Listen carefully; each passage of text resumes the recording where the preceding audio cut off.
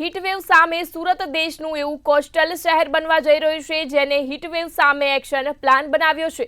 સુરત સહિત રાજ્યમાં કાળઝાળ ગરમી પડી રહી છે અને આ ગરમીથી બચવા માટે સુરતમાં હીટ એક્શન પ્લાન લોન્ચ કરવામાં આવ્યો હતો।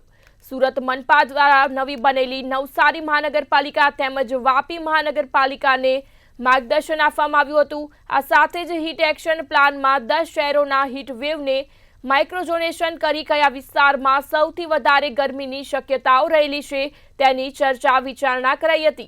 તેમજ ઉનાળા દરમિયાન સૌથી વધુ અસર પામનાર વ્યક્તિને ઓળખીને તેમના સ્વાસ્થ્ય પર થતી અસરને ઘટાડવાના ઉપાયો દર્શાવવામાં આવ્યા હતા। આજે હીટ એક્શન પ્લાનનું લોન્ચિંગ અને કેપેસિટી બિલ્ડિંગનો પ્રોગ્રામ રાખવામાં આવેલો છે, જેમાં દિલ્હીથી પણ એમના રિપ્રેઝેન્ટેટિવ આવેલા છે। હાલમાં આપણે તબક્કાવાર જોઈ રહ્યા છે કે ગુજરાતમાં જે પ્રકારની હીટવેવના ગરમીના વધુ પ્રમાણમાં વધી રહી છે, જેના કારણે શહેરીજનોને ગરમીના કારણે જે આપત્તિ આવી રહેલી છે, જેના સંદર્ભે આજે આ प्रोग्रामનું आयोजन કરવામાં આવ્યું છે। सूरत म्यूनिसिपल कॉरपोरेशन, वलसाड म्यूनिसिपलिटी और नवसारी म्यूनिसिपलिटी के साथ हीट एक्शन प्लान का लॉन्च कर रहे हैं। Heat action plan heat wave के टाइम पे बहुत ज़रूरी है कि हर एक सिटी को किस किस प्रकार से इस पे एक्शन लेना चाहिए।